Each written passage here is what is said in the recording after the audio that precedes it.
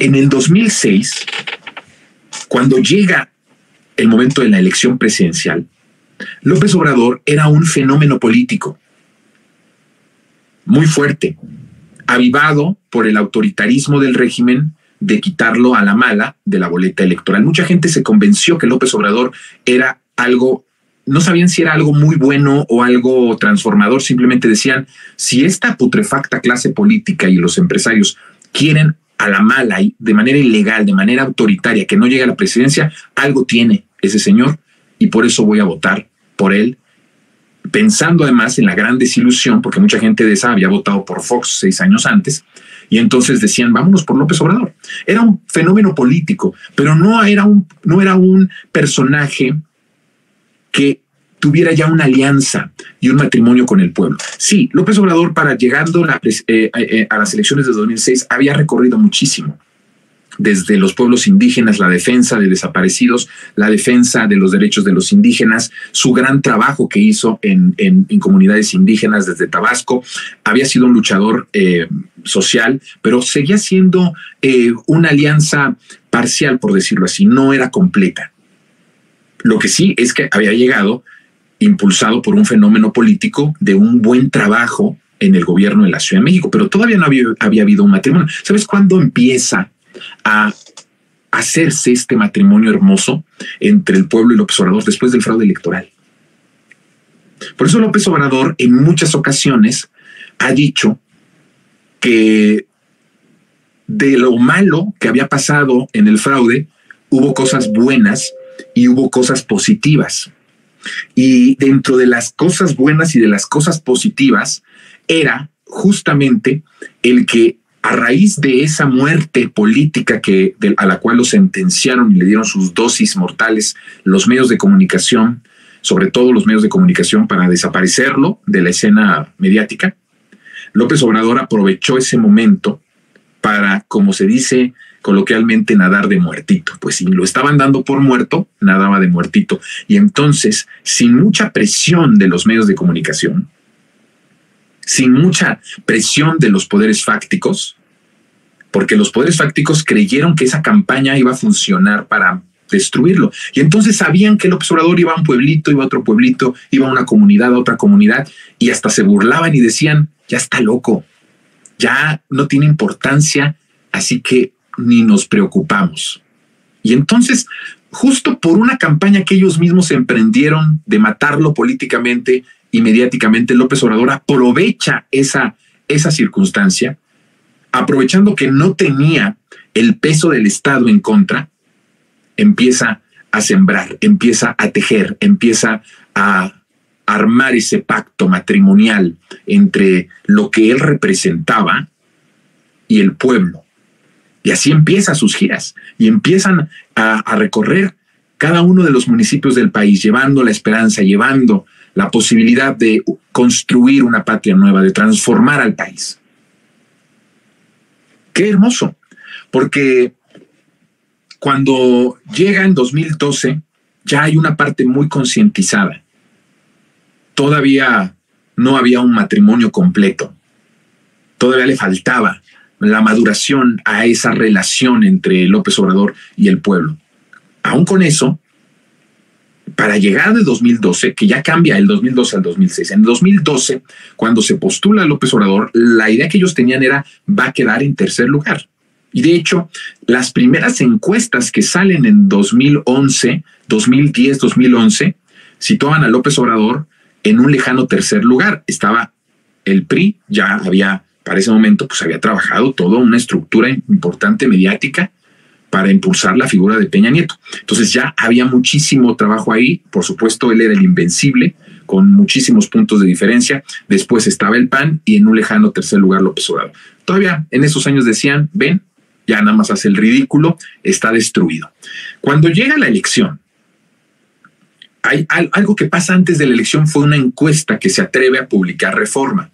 Reforma publica no sé si aproximadamente como un mes y medio antes de la elección, publica una encuesta en donde López Obrador está en empate técnico con Peña Nieto.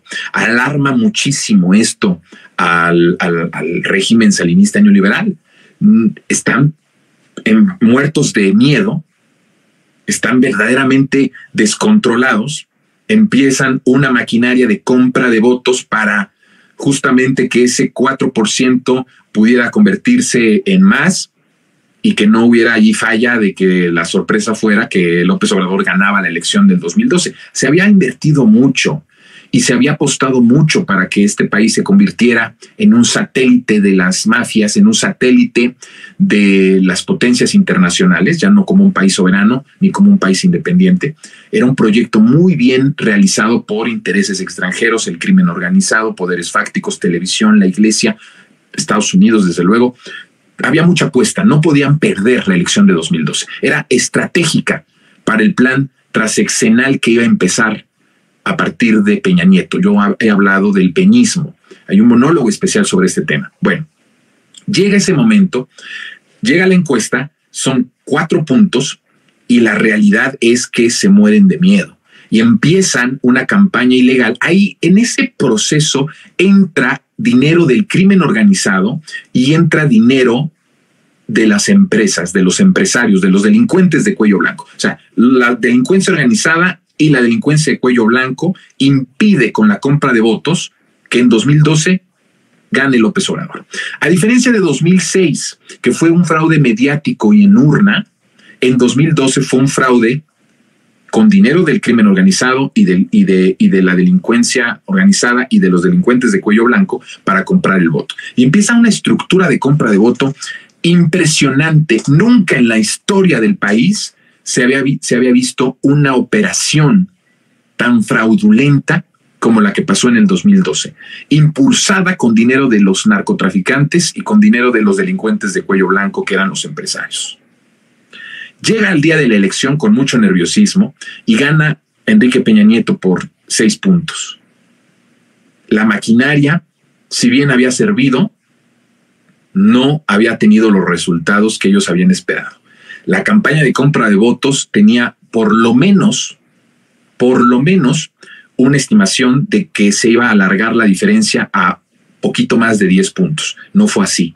¿Qué significó eso? Que ni con el dinero que le metieron de los cárteles de la droga y con el dinero que le metieron de los empresarios delincuentes, lograron que en ese día de la elección Peña Nieto se legitimara y ganara por muchos puntos de diferencia. En ese momento ya López Obrador se convertía en un verdadero peligro hacia 2018. Lo que en 2006 y durante todo el sexenio de Calderón se burlaban, lo ridiculizaban y pensaban que ya estaba destruido y muerto políticamente, en 2012 saben y lo ven resucitado y fortalecido. López Obrador deja la lucha de resistencia contra el fraude para concentrarse en la organización de la tercera, que para él y para el país era la vencida, la del 2018. No pierde tiempo, se divorcia, ojo con esto, se divorcia de la alianza del movimiento progresista, que en ese momento estaba integrada por PRD, PT y Movimiento Ciudadano. En un mitin en el Zócalo les dice: estamos en paz, no les debo nada ni ustedes me deben nada. Aunque López Obrador estaba mintiendo. O, digámoslo de otra forma, López Obrador estaba siendo generoso, porque sí, toda esa clase política que lo traicionó después, y para ese momento ya estaba en proceso de traición o ya lo había traicionado, Movimiento Ciudadano y el PRD le debían todo a López Obrador.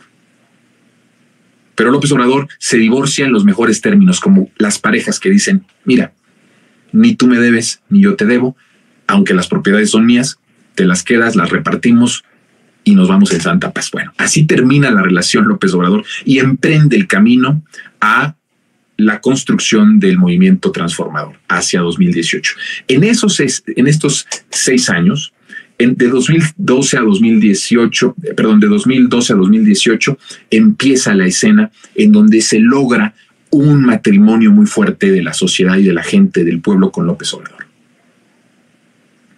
Ahí es donde López Obrador ya no solamente es un fenómeno político, ya no solamente es un fenómeno incluso mediático de las redes sociales, ya no es un fenómeno social, sino se convierte en un personaje que se enlaza espiritualmente, socialmente, políticamente con el pueblo.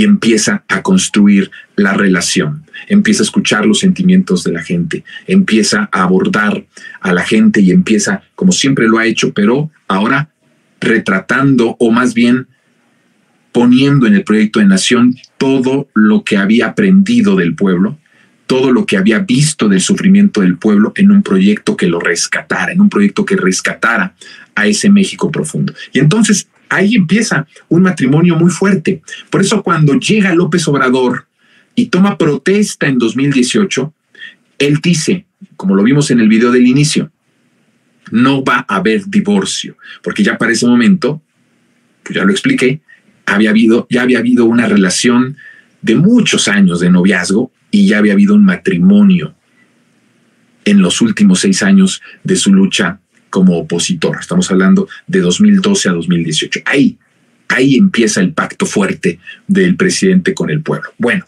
¿qué viene? ¿Qué es lo que sucede?